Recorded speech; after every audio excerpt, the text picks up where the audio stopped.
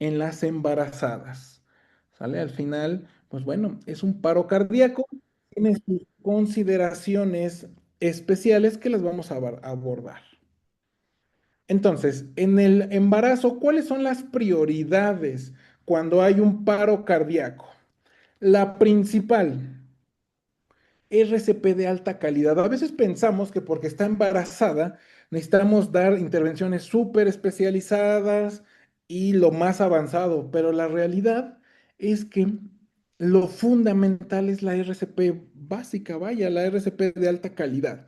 Entonces, si nosotros brindamos una RCP de alta calidad, podemos asegurarnos de que haya buena circulación, principalmente cerebral, que es donde más se genera lesiones por isquemia, y ahí le agregamos ya propiamente lo del embarazo, que sería el alivio un alivio de la compresión aortotorácica, es decir, el desplazamiento uterino lateral. Si nosotros realizamos una buena RCP para optimizar la circulación y en la embarazada realizamos el desplazamiento uterino lateral, vamos a tener muchas probabilidades de que nuestra paciente sobreviva. Y en un momento más les explicaré por qué la importancia del desplazamiento uterino lateral. Entonces, ¿cuál es la prioridad en un embarazo? RCP de alta calidad y el desplazamiento uterino lateral. De ahí en fuera es igual que la población en general. Los ritmos de paro, ¿sí? Si hay ritmos desfibrilables o no desfibrilables. La terapia no se modifica, lo único que cambia, les vuelvo a reiterar, el desplazamiento uterino lateral. Entonces, si yo les digo la RCP de alta calidad, que es fundamental, bueno, ¿cuáles son los puntos de la RCP de alta calidad? Y es lo que vamos a analizar. Habíamos hablado de las compresiones. Recuerden que la compresión no nada más es presionar el pecho o presionar el tórax. Debemos llevarlo a una frecuencia. 100 a 120 compresiones por minuto es lo que nos dictan las guías internacionales, un promedio de 110. Antes te decían al menos 100, ahora 100 a 120, ese promedio. No solamente es comprimir, también debemos tener una compresión adecuada. ¿Cuánto es lo que debemos comprimir en el tórax? 5 centímetros o 2 pulgadas. Si nosotros comprimimos más de 2 pulgadas, existe el riesgo de que generemos lesiones como fracturas. Entonces la fuerza excesiva nos llevará a fracturas y eso nos genera más complicaciones. Entonces se comprime de 100 a 120, 5 centímetros, y tenemos que dejar también expandir. ¿Por qué? Recuerden que en la RCP nosotros realizamos sístole y diástole de forma mecánica. Entonces, cuando comprimimos es sístole, contracción, ¿sí? Eyección de sangre. Cuando nosotros dejamos expandir, permitimos que haya retorno venoso y que se llenen los ventrículos y aurículas. Entonces, tiene que haber un buen llenado para que se pueda expulsar la sangre. Por eso es fundamental que no solo se comprima, sino que también se deje expandir el tórax para que haya una buena eyección y un buen llenado de las cavidades. Y eso en consecuencia nos genere una buena circulación o una buena perfusión. Otro punto importante, no interrumpir demasiado las compresiones. Tenemos 10 segundos como máximo para interrumpir las compresiones. ¿Por qué? Porque a la hora de que se interrumpe se corta el flujo sanguíneo. Y no es como que ya le doy compresiones e inmediatamente tengo una circulación excelente. Entonces,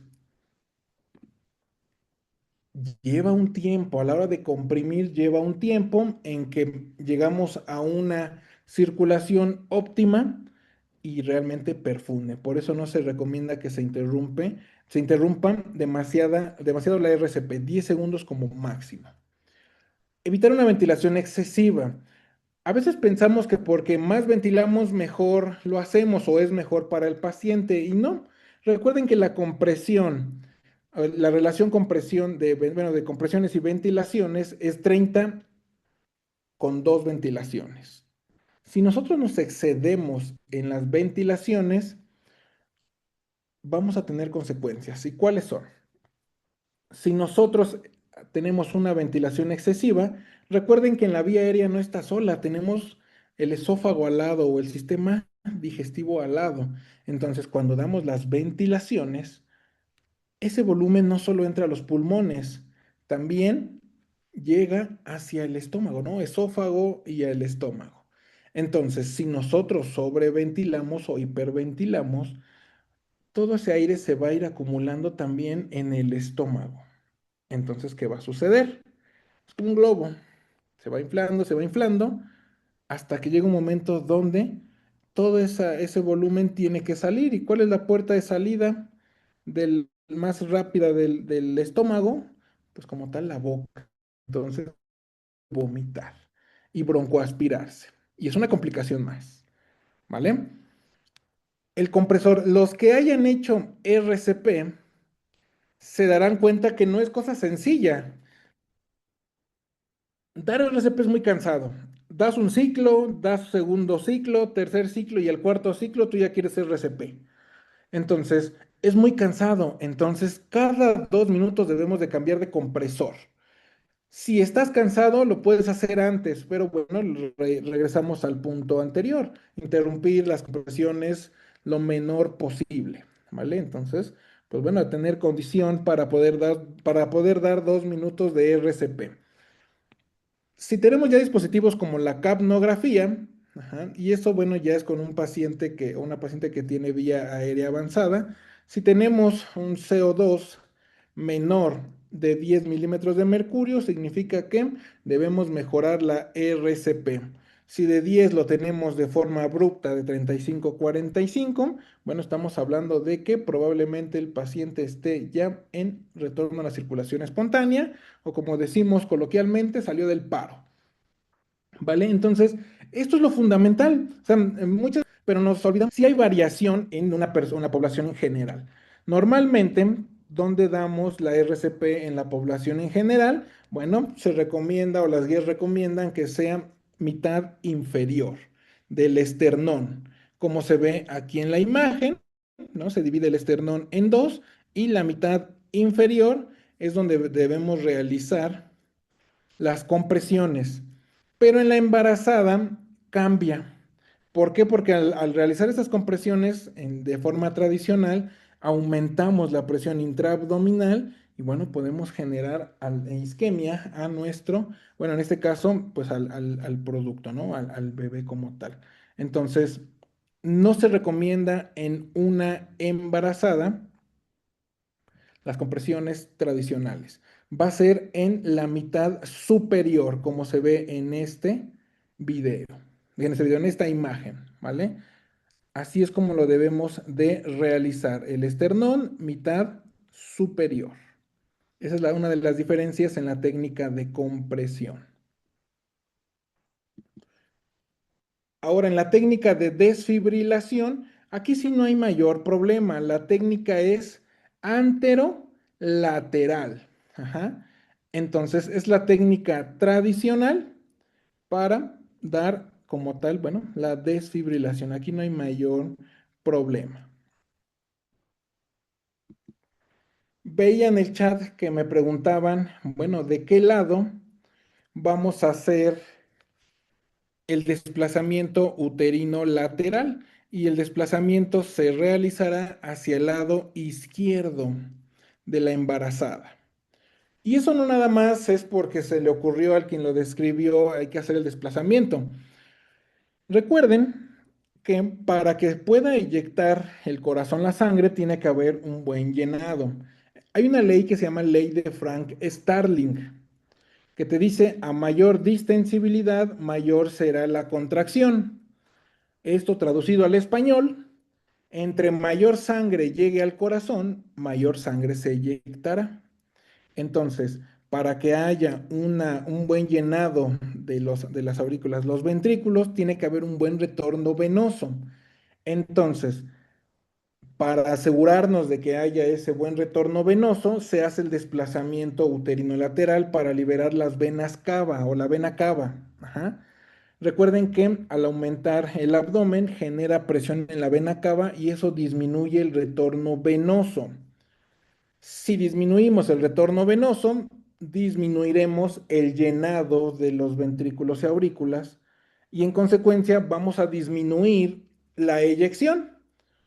Esto durante un minuto vamos a disminuir el gasto cardíaco y la perfusión de forma general o sistémica, ¿sale? Entonces, por eso en una embarazada se tiene que hacer el desplazamiento uterino lateral del lado izquierdo para liberar venas cavas y mejorar el retorno venoso. Tenemos dos técnicas. La figura uno es con una mano, ¿sí? Vean, básicamente sostenemos el abdomen y lo vamos a desplazar hacia la izquierda. Realmente no es como una técnica especial, solamente el abdomen desplazarlo hacia la izquierda. Podemos hacerlo también con dos manos. Yo les sugiero que lo realicen con dos manos. ¿Por qué? Porque podemos abarcar mayor parte del abdomen y bueno, podemos desplazar de mejor manera, pues en este caso el útero, ¿no? Entonces, yo les recomiendo que utilicen las dos manos. Si ustedes se acomodan con una mano, tampoco hay problema. Se está descrito y, y se puede,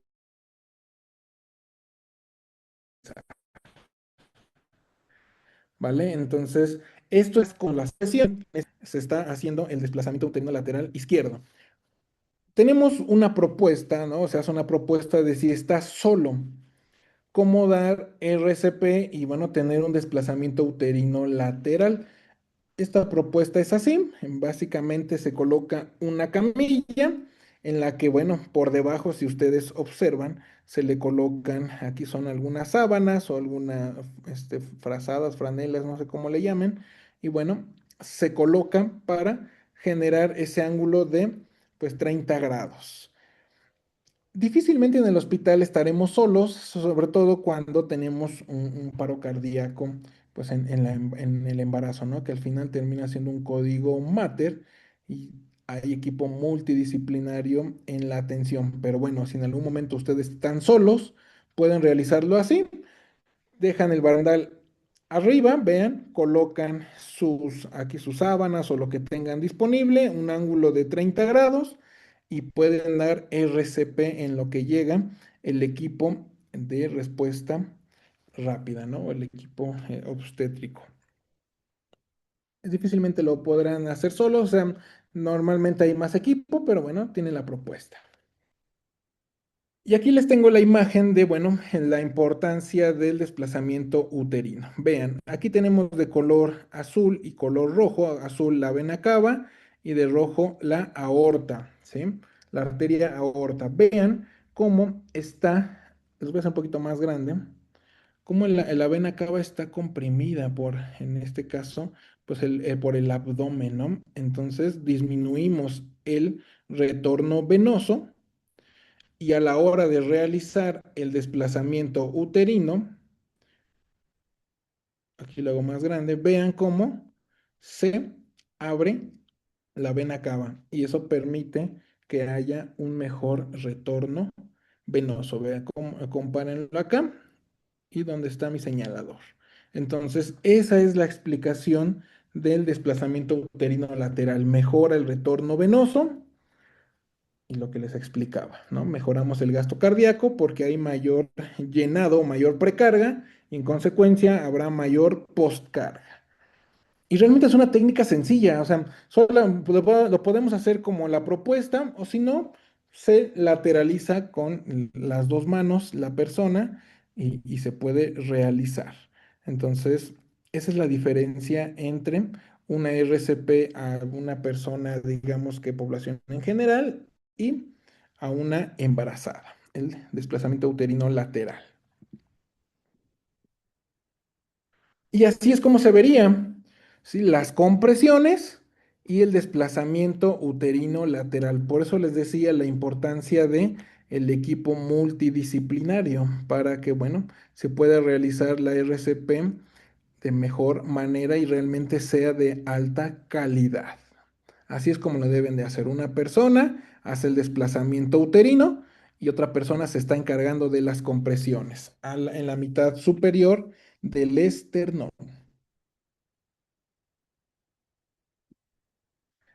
Ahora, se preguntarán, ¿cuánto tiempo es lo que yo le voy a dar de RCP en este caso, pues al binomio, ¿no? ¿Cuánto es el tiempo que nos marcan las guías en las que yo debo de dar RCP sí o sí? En la población en general te dice un criterio, lo que el equipo multidisciplinario decida, pero en el embarazo sí te marca un tiempo y te dice, si no hay retorno a la circulación espontánea, a los 5 minutos tú tienes que estar realizando una cesárea perimortem. Es decir, ¿cuántos ciclos serían? 2 ciclos. Los ciclos duran 2 minutos. Entonces, haces 2 ciclos. Si no hay retorno a la circulación espontánea, al minuto 5 tú estás realizando una cesárea perimortem. Y a lo mejor se escuchará crudo, rudo, como lo quieran ver, pero al final priorizas la vida ya de él. En este caso del binomio, pues priorizas la vida, pues en este caso del bebé. Ajá. Y bueno, ya la mamá se deja como tal a un lado y se realiza la cesárea perimortem.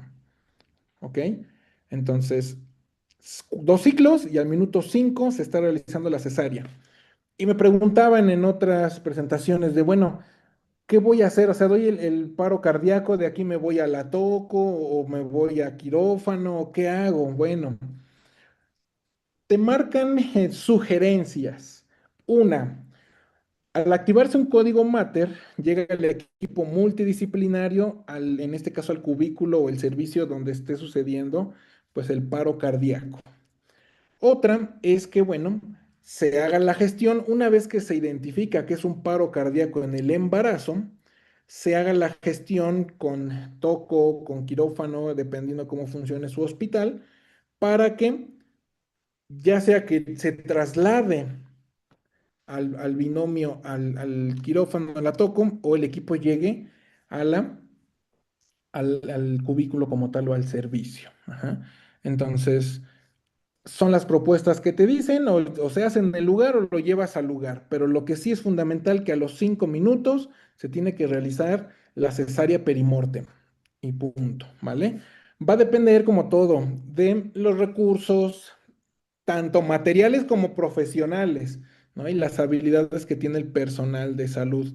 Lo que les decía, desde la identificación del paro cardíaco. Ajá. Entonces, desde ahí vamos a marcar realmente si va a sobrevivir o no. Si lo identificamos de forma tardía, lo único que va a pasar es que tendrá menos supervivencia. Lo que les decía, cada minuto pierde el 10% de supervivencia cuando no se le da RCP. Entonces, esto igual es un punto fundamental en la RCP en el embarazo. ¿Cuáles son las posibles etiologías? Recuerden que nosotros tenemos las clásicas, ¿no? H's y T's. Aquí van a modificarse, las vamos a ir describiendo. Recuerden que en el embarazo el origen del paro cardíaco son causas relacionadas principalmente con el embarazo y el parto, agregado bueno, a los problemas de población en general, como les decía, problemas ya cardiovasculares previos, diabetes, hipertensión, dislipidemias, ¿vale? Entonces, ¿cuáles son las posibles etiologías? Posibles complicaciones de la anestesia, ¿sí?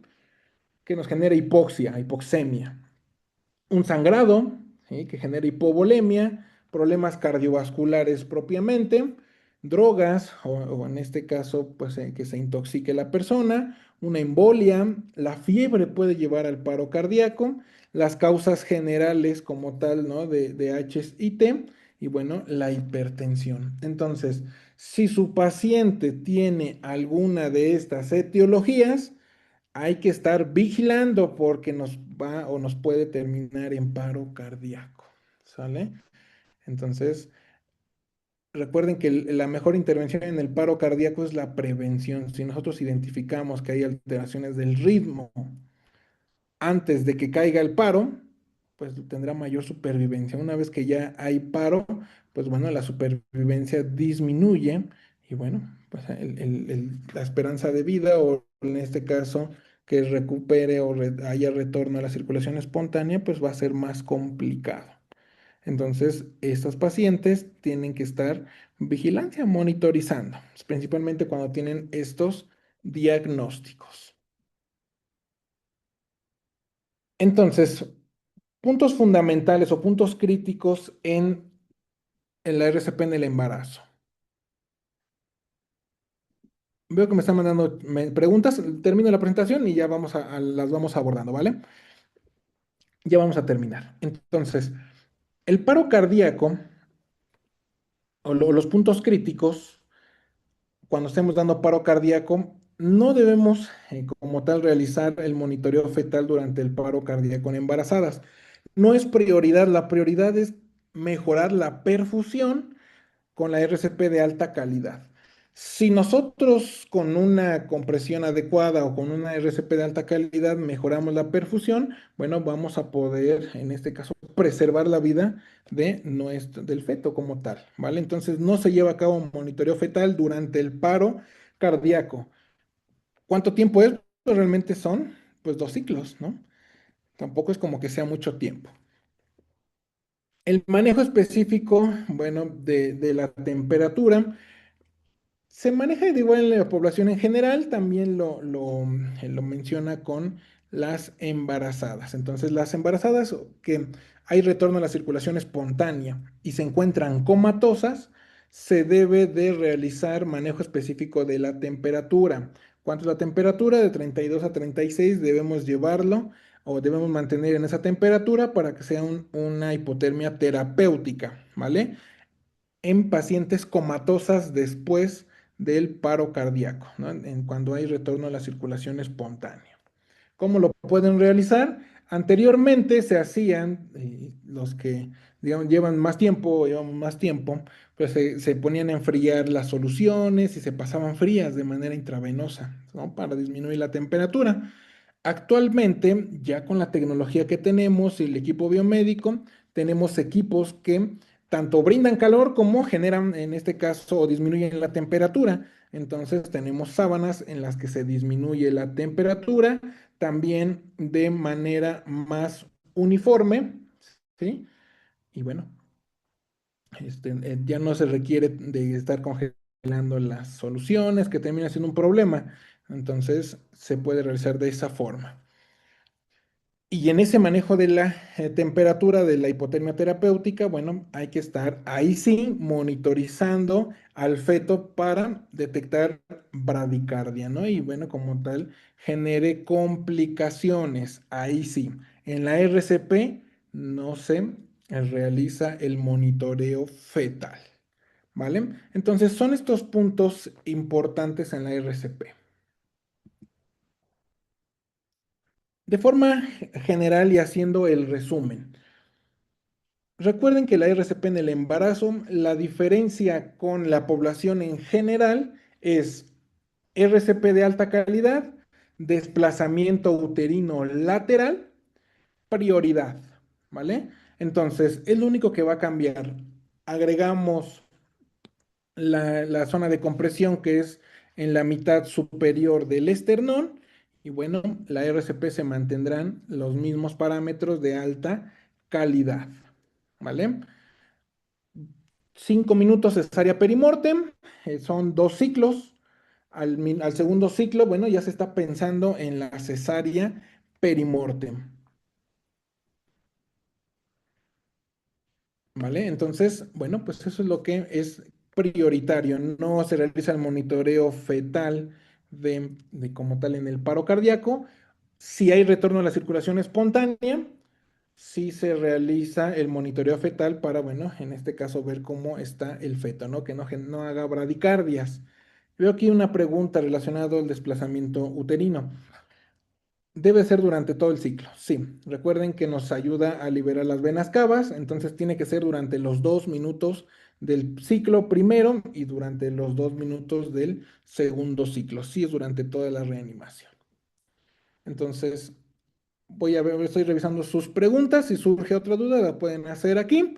La que les mencionaba del desplazamiento uterino, pues bueno, sí se realiza en todo el ciclo. Si la reanimación se tiempo de 2 ciclos que una puérpera, bueno, recuerden que ya en el puerperio, pues ya como tal ya no hay embarazo, ¿sí?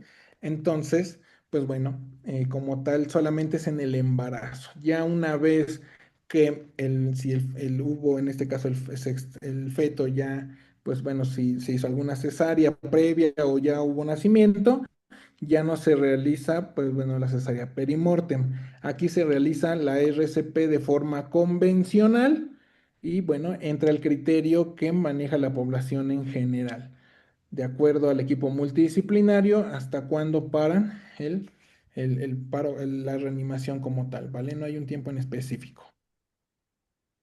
Veo aquí, Se puede, se puede decir que entonces el RCP no se termina con el paro cardíaco durante la reanimación, es decir, nada más son 2 ciclos, no son los 5 ciclos como se manejan, en una embarazada solamente son dos nada ciclos, más son los sí. dos, ya no se terminan los 5. Ah, No. ya. Recuerden que a los 5 minutos es la cesárea perimortem. En una RCP convencional, si se hacen, pues, en este caso, 5 ciclos, ¿no? Durante 2 minutos. Aquí no, aquí solamente 2 ciclos, que son 4 minutos, y al minuto 5 ya están haciendo la cesárea perimortem, ¿vale? Entonces, esa es la diferencia. Dice, después de la cesárea se Bueno, puede... Ah, bueno, otra pregunta. Tenemos, pues, todavía 2 minutos, 3 minutos. bueno, ¿me escucha, doctor? Profesor, ¿me escucha? Lo escucho bien. Perfecto. Muchísimas gracias, profesor Ramírez, por su excelente presentación, su claridad, dominio clínico y pues el enfoque actualizado que usted aborda en cada uno de los temas que nos comparte. No solo son importantes a la hora de toma de decisiones en escenarios críticos, sino también pues nos ayudan a la mejora toma de decisiones. Por ahí hay varias preguntas que ya nos escribieron en el chat. Me gustaría contestar pues unas 2 o 3 preguntas que pudiéramos contestar. Entre ellas nos pusieron si después de la cesárea se puede retomar RCP a la madre. Bien, recuerden que la cesárea perimortem se realiza porque ya no hubo retorno a la circulación espontánea de la madre. O sea, en términos del español, no salió del paro, ¿sí? O en términos coloquiales, no salió del paro. Entonces, pues se prioriza la vida del feto. ¿Cuánto les gusta que se tarde una cesárea una persona experta? ¿5 minutos? Sí, así haciéndolo muy rápido. Son 5 minutos que no se le va a dar RCP, en este caso a la mamá. ¿Ustedes creen que no habrá daño neurológico irreversible? Claramente. Entonces, la respuesta es, después de la cesárea perimortem ya no se le realiza RCP a la embarazada. Se prioriza la vida del feto. Entonces, así lo marcan las guías internacionales, ¿sí? Entonces, pues así es como se maneja. Es crudo, ¿no? Podrían decir, la dejaste morir, ¿no? Como dice la gente, lo están matando, ¿no? Pero realmente así son las guías y a veces no se puede, como tal, pues bueno, poder preservar la vida del binomio. A veces solo se tiene que priorizar al que tiene mayor esperanza y en este caso es el feto, ¿vale? Por ahí comentar si alguien tiene alguna pregunta que desee activar su micrófono para hablar. Con respecto a los medicamentos, enfermero, ¿se pasan los mismos, se pudieran pasar los mismos que en una convencional o ya no, no sé, es decir, Sí. una adrenalina? Sí, sí. Recuerden que la RCP se mantiene igual. Si la causa del paro cardíaco en la embarazada es un ritmo desfibrilable, la prioridad es la desfibrilación. Si ese ritmo desfibrilable se le puede agregar adrenalina para mejorar la circulación. Si el ritmo es refractario al tratamiento, se le agrega un antiarrítmico. ¿Cuál es? Amiodarona, ¿sale? No hay mayor modificación, si no cambia en un ritmo desfibrilable. Cuando es un ritmo no desfibrilable, la prioridad es RCP de alta calidad y adrenalina lo antes posible, porque realmente, pues bueno, pues se tiene que preservar la perfusión y la RCP para que haya, bueno, en este caso mayor supervivencia, pero no se modifica más. Las causas del paro al final o te terminan en un ritmo desfibrilable o en no desfibrilable. Si tienes un ritmo no desfibrilable, bueno, te sugieren las guías que se trate la causa. Si la causa, por ejemplo, pues es una hemorragia, bueno, se tendría que tratar la causa con volumen y lo mejor, pues bueno, con hemocomponentes, ¿no? Entonces, eso es lo que te marcan las guías. ¿De cuál variará el tratamiento? Pues dependiendo la causa del paro o de las etiologías del paro, que es la que les mencionaba. Entonces, ahí es la modificación individual. Pero hablando propiamente del paro y medicamentos, adrenalina, miodarona no modifica. ¿Sí? En ritmo desfibrilable y en no desfibrilable, adrenalina y RCP. Es muy repetitivo realmente, ¿no? En, Es el ritmo- sistemático. en un ritmo desfibrilable es 200 joules, ¿o me equivoco? Dependiendo tu desfibrilador. Recuerden que tenemos desfibriladores monofásicos Y que te da bifásico. hasta 360 y bifásicos, ¿no? De 120 a 200. Los modernos son los bifásicos y ya los de mayor antigüedad o mayor tiempo son monofásicos, entonces de eso dependerá. Las guías te dicen, si tienes duda de tu desfibrilador, ponlo al máximo. Si te da 200, ¿qué significa? Que es bifásico. Si te da 360, ¿qué significa? Que es monofásico. Y listo, no se compliquen, les digo, no se compliquen la vida. Una, Nuevamente, profesor. Ah, bueno, ¿gusta ay, alguien más? disculpa, ¿puedo Sí, hacer sí, una sí, sí. pregunta? Sí. Sí, claro. Una pregunta. El Reneo marca que las semanas de gestación viable de un feto es de 24 semanas.